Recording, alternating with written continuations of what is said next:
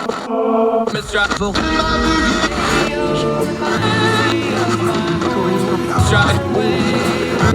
Let's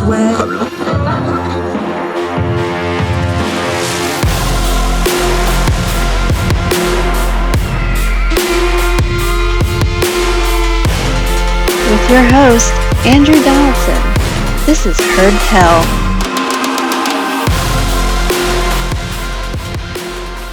Welcome back to Heard Tell. Okay, he's been on this show more than anyone, so now that we're doing shows again, let's get him back on and keep that string going. Dr. Michael Siegel, he is a professor up at Penn State who WVU has to play at Penn State this year. I am not looking forward to that. How are you, my friend? I'm good. How are you? We're hanging in there. A lot of things to cover. We actually got some science questions we got from the Peanut Gallery. We're going to run by you here in a little bit so we can get into your forte. We're going to start with something else, but first of all, your background there, is that the second star to the right from Star Trek, or is that a particular nebula we should know about, or what are we dealing with here? This is another one of the JWST images of star forming regions. So one of the ways we're looking and seeing how stars form, that we can finally pierce the veil of dust and see the very beginnings of solar systems. Cool. For those of you that aren't on the YouTube, you can go on YouTube, see the background he is using. Let's do this because during COVID, because you are a bona fide certified scientist of some renown, we talked to you a lot during COVID about the COVID stuff and especially the vaccine stuff. And it's not just because of you. Your spouse also works in this field. You know a lot of stuff about this. You became the explainer on a lot of the technical scientific terms. The reason I'm walking through this real slow is because with RFK Jr. running for president, his long, well-documented history of not just the bat crazy stuff he says, not just the anti-Semitic stuff, which is now on video, and he says he never said, even though it's on video, it's on video. He really made his bones in his public persona of the last, let's say, 20, 25 years with the anti-vax movement. This is not in a vacuum. This happened in a sequence. He became prominent during COVID because he was already doing this stuff. A lot of the COVID stuff came from him. You actually wrote about this. There's a very small cabal of people that produce most of the anti-vax stuff. It's about 5 or 6 people. He's one of the most prominent ones. And now he's running for president, and it's all coming up again. And they hide it under stuff like anti-establishment.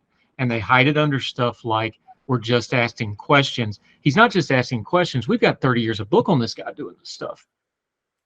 Yeah, and there's one of the big debates going on right now is, well, why won't people debate RFK? Why won't Peter Hotez or somebody like that go on Joe Rogan's show and debate him?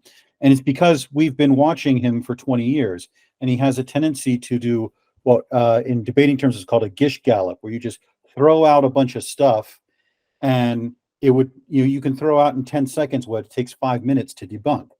Like for example, one of the things he's harping on right now is that these vaccines have never been control studied against saline placebos. We haven't given half the kids the vaccine, half the kids placebos to see how well they work. And it's a half lie.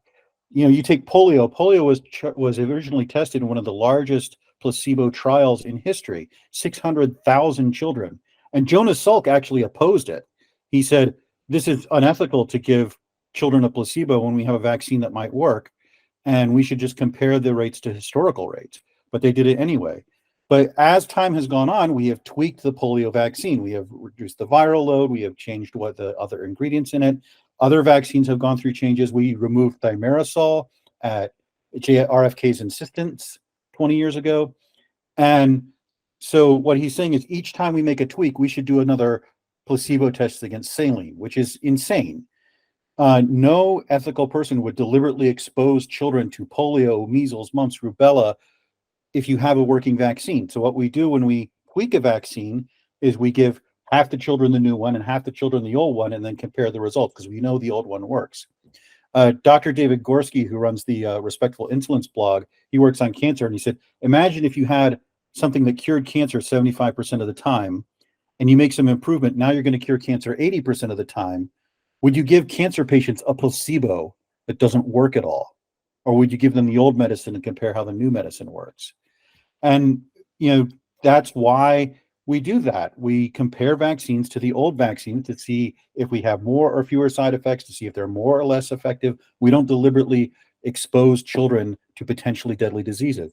And that polio vaccine trial is a perfect example. They had 600,000 children in them. 16 children died, all of them in the placebo group. 36 children end up with some form of paralysis, all but 2 in the placebo group. What RFK is saying is we should do that every time we make some tweak to the polio vaccine, deliberately expose children to polio with a placebo vaccine. And that's just nonsense. And it took me 3 or 4 minutes to debunk what he says in 20 seconds.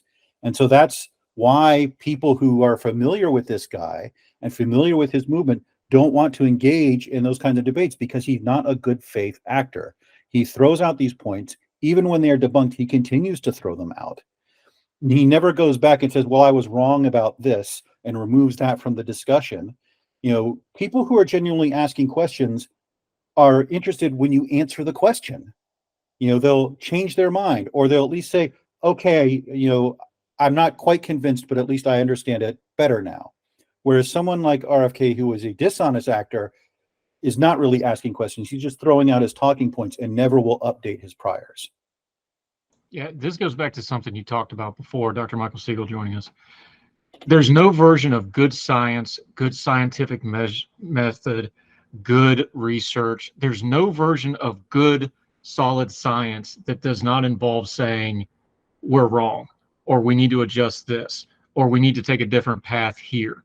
Is there? And that's just like this basic fundamental principle that really hurt the discourse during COVID, especially because you had a lot of public officials with doctors in front of their names basically refusing to ever modify anything for any reason at all. And it's not just them, everybody does this. But that's a core tenet to science, is being able to say, yeah, we were wrong, the Earth's not flat in the Renaissance. Or, yeah, we were wrong, pick whatever you want. You have to be able to admit you're wrong to have good science. Yeah, and that's when you're talking about COVID, things like, we thought that the vaccines would give long-term immunity. They do give long-term resistance, but they don't give the sterilizing immunity, the 100% immunity that we'd hoped for. And that's something we were wrong about. They don't prevent transmission. They do cut it dramatically. We seem to have this dichotomy. People say they don't affect transmission at all, and people say they prevent at 100%. It's somewhere in the middle. They cut it back down significantly. But there was a period of time where even just admitting that they weren't that, 100% effective in preventing transmission was something that could not be said. And so the scientists have been right more often than they've been wrong. But I think that when you're right, it gives you more credibility when you have that track record of admitting, okay, well, this is something we got wrong. And this is why we've changed our advice on this. And this is why we've changed what we think about this. And I think one of the things I have seen over and over again is that if you explain that to the public, even if they don't understand the fine details, they'll at least go along with it of, okay, I see why we've changed the advice. I see why we've changed what we're saying now. And that makes sense to me.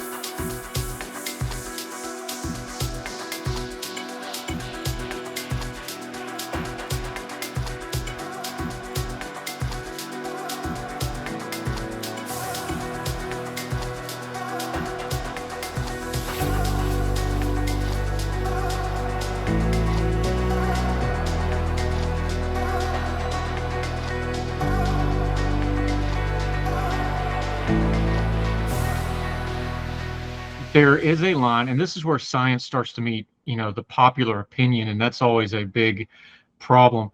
There is honest questioning to be had, especially with experimental new vaccines, because nobody had ever done them before, the scientists or anybody else. There is honest questioning.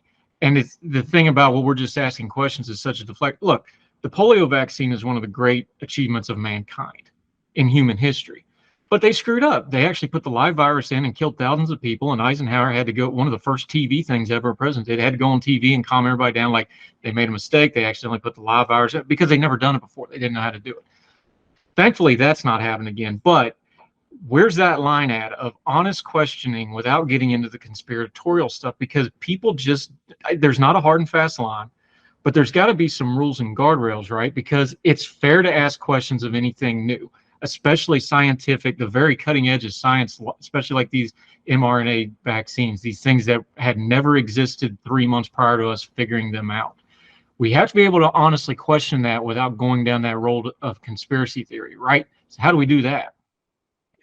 I think that you have to separate the good actors from the bad actors. The good actors are the ones when they ask questions, listen to the answers. As they don't necessarily say, "All right, I'm done asking questions," but they at least acknowledge you have answered this question, they acknowledge the new information, they build further questions or discussion based on those answers to those questions. So, mRNA vaccines, I would push back a little bit on the idea that these were experimental. They'd been working on this for years. There was a DNA vaccine that was used, I think, in horses before. So this was technology that had not been used on the scale before, but it was technology we've been working on for a while. And I think that addressing it more forthrightly, saying, look, yes, we have not used these in humans before, but this is technology that has been in the building for 20 years. This is something that we have been working towards. This is something that we have a very great detailed knowledge of, and something we are continuing to monitor as they are deployed to make sure they're working the way we think they are. And when you look at it that way, they did that. That is the way it worked out. That we did a phase 2 and phase 3 trials. They worked out. We did do a mass deployment. We continue to monitor the effectiveness and safety of the vaccines, and they have shown both very good effectiveness and very good safety records. And I think that addressing this more forthrightly rather than shutting down the discussion is where you come from on this. Yeah, I don't want to harp on the anti-vaccine stuff because I think now people you either get it or you don't. I really think we're kind of to that point with the discourse of it. But it is important to push back on this stuff because this stuff really matters. There's the case in American Samoa. There's the polio thing from generations before we talk about. This really does matter, and it really does affect people's lives. And yes, there's always going to be those people that have some side effects to any vaccine for any reason, but there's also this vast amount of people that need protection from these diseases. This is really important stuff that I'm afraid is getting lost in the culture war stuff and the media narrative stuff, and we're kind of missing the point of science is not just discovering stuff. Science, especially health science, really has practical application to people. You look, a lot of us lost people we know and love during COVID. If we could have got the vaccines ahead of time, how many of those, that sort of thing. This stuff really matters, and I don't want to lose it in the discourse, and I feel like we did. Yeah, and especially when you're talking about vaccines, first of all, the COVID vaccine skepticism has sort of backflowed into skepticism about regular vaccines. And you talked about Samoa.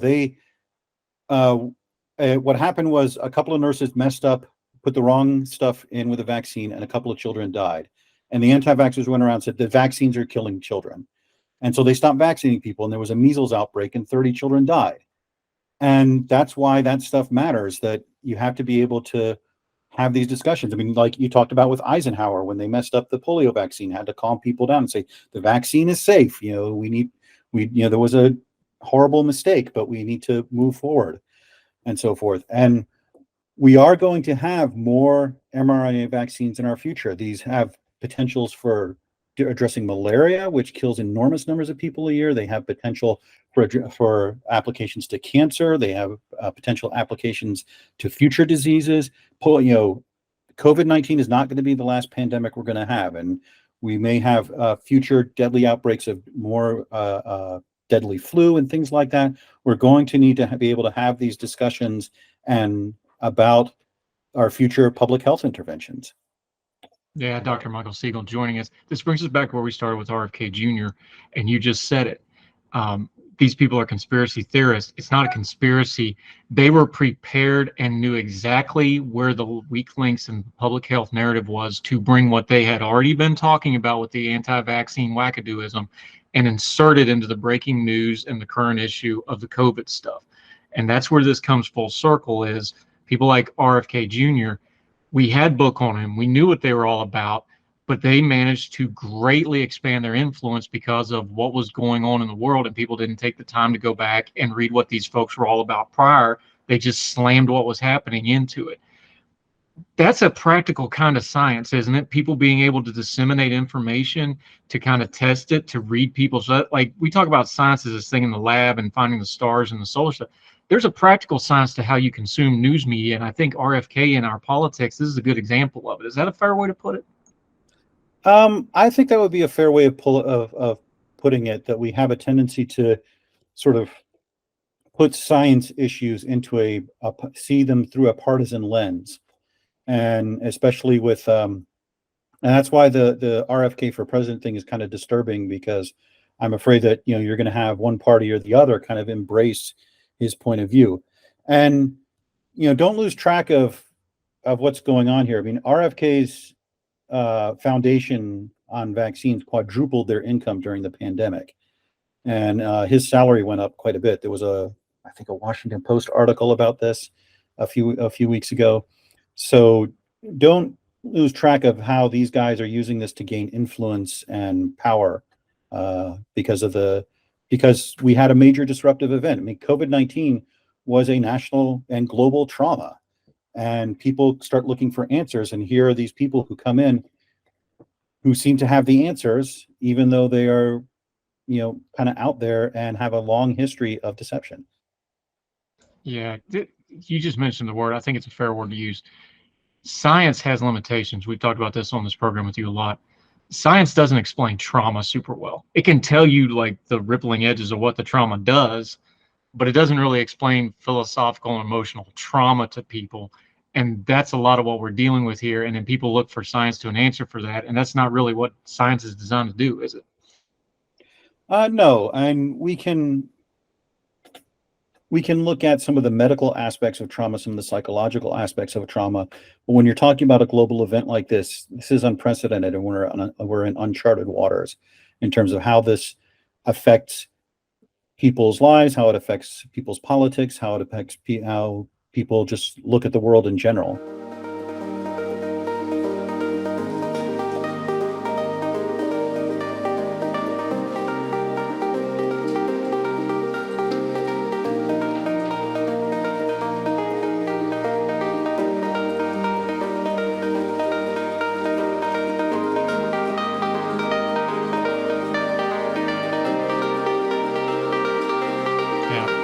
Siegel. Okay, let's get to his day job. He is a scientist and astronomer. See, I'm not going to say astrologist and tease you again because I always mess up and do that, but an astronomer, astrophysicist. You wrote in Ordinary Times back during the 4th of July holiday, and I want to go back to it for a second. Nanograv, which sounds like just an awesome James Bond villain organization or something, but we have, I love the tagline on this, tsunamis in space. That just sounds cool. That sounds like an anime type deal, but talk about these gravitational waves, nanograv, what they found, who they are, because it is an acronym. There's another great acronym of LIGO in here. You can play with that one too. This is just really, really cool stuff. It sounds like sci-fi, but it's happening right now, and we're actually learning a whole lot from it. Yeah, so one of the things we talk about in astronomy is messengers. We don't get to go out and touch and weigh and measure the things we study. We have to rely on the information they send to us with what we call messengers. And the primary messenger is light, because it moves throughout the universe. It moves at literally the speed of light. But there's another messenger that over the last decade we've developed the ability to detect, and that's gravitational waves, literal ripples in the fabric of space-time produced by moving objects. And LIGO, the Laser Interferometry Gravitational Observatory, what they do is they shine lasers down hallways and they look for little interference patterns, and they can detect massive black holes crashing into each other millions of light years away. What nanograv does is they detect gravitational waves that are light years in size, that are produced by ginormous black holes that are millions or billions of times the mass of the sun, possibly maybe even gravitational waves from the creation of the universe itself we could detect. And it's pretty elegant. What they do is they look at all these pulsars, which are the dead husks of massive stars that spin on their axis very fast and give off regular flashes of light that are very precisely timed. And they look for itty bitty tiny 1 in a quadrillion changes in those timing that indicates that a gravitational wave passed through the universe, that the distance between us and the pulsar changed very slightly. And by looking at 68 of these, they were able to detect the first massive gravitational wave that's light years in size. And so it's a huge breakthrough. Yeah, and one of the things you pointed out was it's almost like when I talk to medical people, like, is there more cancer, or are we just finding it more and understanding it better? y'all with this nanograph stuff, it really is a way of, no, we're just leaps and bounds, new ways of discovering this, the new instrumentation, the way to process, the computing power involved in this is something that doesn't get talked about a lot. The ability to compute all this data way faster than it used to be. This was multiple stations and telescopes in different places. Of course, the new technology where they can all communicate in real time all the time now. This stuff's all kind of coming to a head at just the right time, and it's really exploding how we explore the galaxy, isn't it? Yeah, I mean, we are in kind of a golden age with that sort of thing, and just the power of the instrumentation we have, the sensitivity of it. One of the key telescopes was in your neck of the woods in West Virginia for the Green Bank Observatory, and yeah, but being able to connect telescopes around the globe, being able to measure these things very precisely, being able to process the amount of data. I would have thrown my hands up at 20 years ago, but now with the computing power that is available to us, we're able to process this and discover these things. So it's quite impressive, the stuff that we're able to do now. All right, we had a couple questions from the peanut gallery that they wanted to ask the legitimate scientist. So Dr. Michael Siegel joining us. Solar maximum has been brought up. Now, people are cutting corners here and adding this to the current heat wave. A lot of folks are saying that's not what necessarily this is. The sun runs on cycles, and we don't fully understand them, but we're starting to understand the cycles, and we're trying to figure out how those cycles work. But for folks that just watch that big ball go across the sky, the sun's this living, breathing thing that has cycles, and solar maximum's a part of that. Yeah, we have an 11-year cycle in the sun where it goes from being relatively placid for something that's 5,800 degrees to very active, where you have lots of flares, lots of coronal mass ejections, and so forth. And what happens is the sun has a magnetic field, and over 11 years it gets twisted up inside the sun and starts to poke through the surface, and that's what creates sunspots and prominences. And when those magnetic field lines break, that's what creates coronal mass ejections. So we're now approaching the maximum, where it's getting to that max of activity, and then it will gradually settle down over the next few years, and then the 11-year cycle will begin again. This actually does have practical applications, that when these coronal mass ejections go off, they can affect things on Earth. You're talking about enormous amounts of charged particles hitting our atmosphere. Our atmosphere and our magnetic field protect us, but a particularly large one like the Carrington event in 1859 could overwhelm our defenses and cause a major disaster. In, I think it was 1989, there was a big one that caused a blackout in Canada. If you had a really big one, you could be talking about a global blackout with massive destruction, because what it does is it sends currents through electrical wires and would blow up transformers, and you could be talking about months-long blackouts.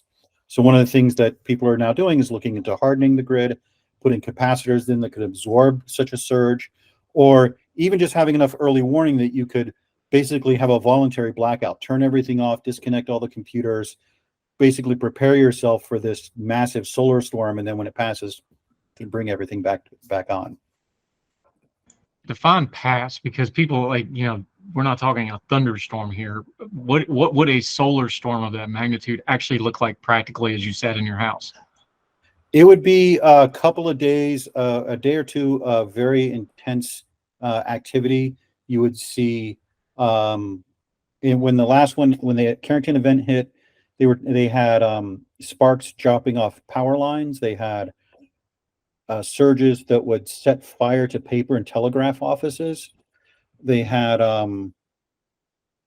you would have aurora very far south. In 1859, they had aurora as far south as Cuba.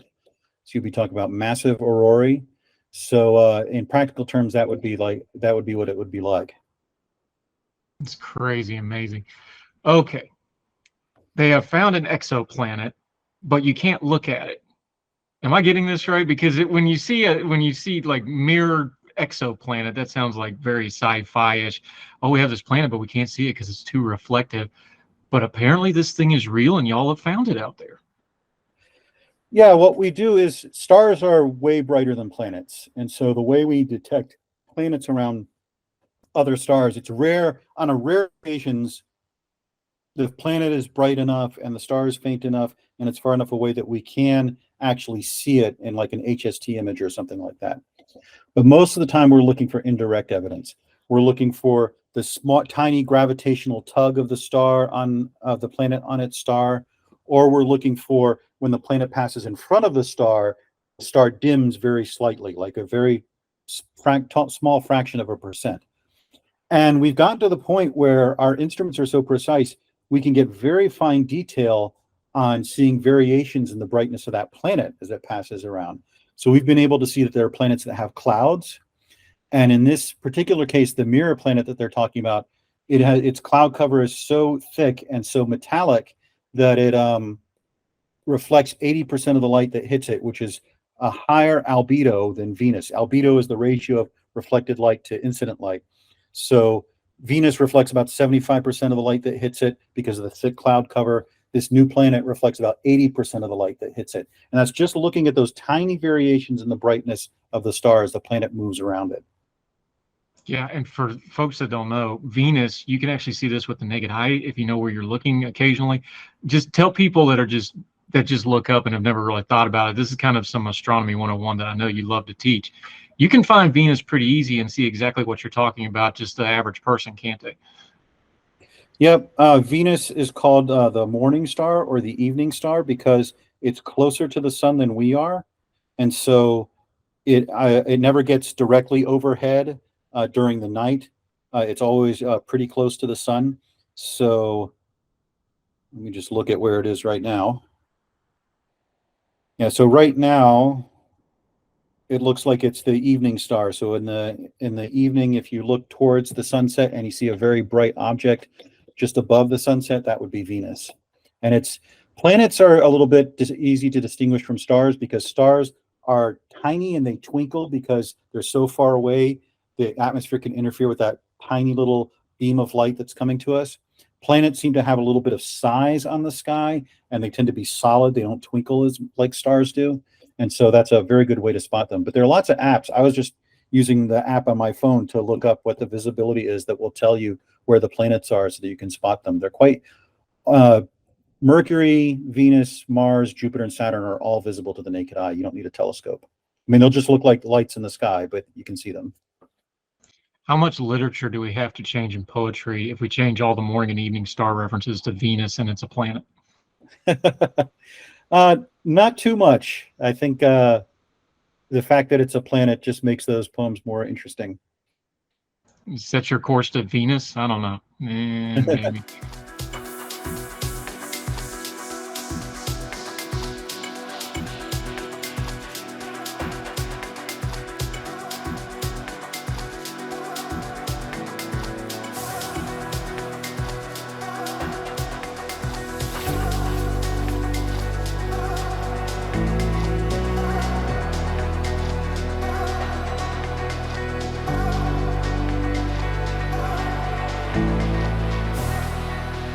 Dr. Michael Siegel is always really good with it. One more quick science question for you. We know all the space. It seems like the stuff with the James Webb Telescope, it seems like it's almost weekly now, what they're coming up. But more practical level, maybe on a science level, we're going to be talking about this anti-vaccine stuff, I think. What's some of the science headlines you're looking for to hit the news cycle in the next little bit that we should be watching for as well? Is it a practical science? Is it physical? A lot of talk about the water tables out west. I know a lot of people talking about that sort of stuff. Is it something in space? What's a couple of the headlines you're looking for over the next couple of weeks? I think one thing to look out for is with this hot summer, how that compares to previous years, whether we've set a new record or are close to a new record in heat. And what that means for global warming. I think that's one thing to keep an eye on. Another thing, JDOC is going to be coming out with a lot more results. Some of the big surveys are starting to produce results, and they're going to be getting the results of the first cycle of guest investigator programs, which are going to be some really exciting results that we did not expect with the Space Telescope. So it's been doing just its bread and butter science so far. So this is going to be pushing the envelope of what it's capable of. I think LIGO, the gravitational wave detector, just started up its fourth cycle. So we're getting alerts a couple times a week from them about new detections. So I think they're just waiting to make some new spectacular discovery. So a lot going on. I've got to ask you this question, Dr. Michael Siegel. I'll put you on the spot a little bit, but because we're having another heat wave, and these things are cyclical, like a lot of other things. People are talking about I've always asked this one question though, because people are like, oh, this is the hottest temperature in 5,000 years. How far back are thermometers reliable? And I know that's a little objective, but did we have a thermometer like we have as we know it today 5,000 years ago or 1,000 years ago that was accurate? How far back did people have a real, like astronomy's thousands of years old because they had pretty good scientific basis for it. Thermometer wise, temperature reading wise, how far back are we talking where we're decently accurate, where we can make a fair scientific comparison to today, do you think? With the thermometer specifically, you're probably talking about the 19th century.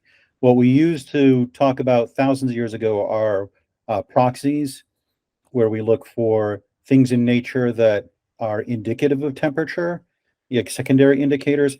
Like one of the examples is there's a monastery in Europe that has recorded when the ice on the river broke up for 800 years.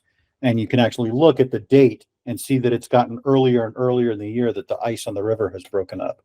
So that's when we're talking about thousands, tens of thousands, hundreds of thousands of years, then you're talking about proxies, tree growth, that sort of thing. I find that stuff fascinating that, again, a lot of what we do as technical science now started out as practical science like that. And I find that fascinating.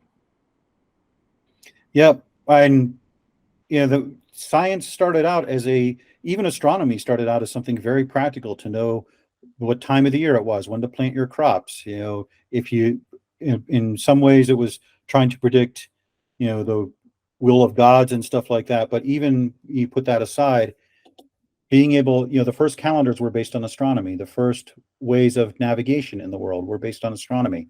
I have a video on my YouTube channel where I talk about Master and Commander and Moana and how, that's how people used to navigate, by the stars, because we didn't have a GPS. Yep, and Farmer's Almanac had it right long before Google ever figured out how to do anything, didn't they? Yep. Dr. Michael Siegel, tell folks about that YouTube channel. You're also writing at Ordinary Times when we can get you from your busy schedule. But let folks know about the YouTube channel, your other stuff, your writing, where they can follow you and where they can keep up and find you, my friend, until we get you back on Heard Tell again and keep your streak of being the most appeared guest we have. Yeah, so the YouTube channel, I do little videos talking a little bit about science, mostly in the context of movies, where I go through the movie and talking about what science they got right, what science they got wrong. The last one I did was this Chinese movie called The Wandering Earth, about how they build these massive engines to push Earth out of our solar system because the sun is going to expand. And so I talk about the science in there. I find it's a fun way to give sort of painless astronomy lessons of, going into this popular culture and saying, hey, here's a movie you might like, and here's, sort of the background discussion about it. And we're up to 10,000 subscribers, so not doing too bad. But all my stuff usually appears on Ordinary Times. I post the videos there. I post all my articles there. And I owe you an article or three because it's been a busy month. Yeah, I got the same problem, man. But good to have you back. Good to talk to you again, my friend. We've missed you. We'll talk again soon, sir. Appreciate the time. Absolutely happy to be here. Thank you, sir. All the music on Heard Tell is provided under a Creative Content license from monstercat.com.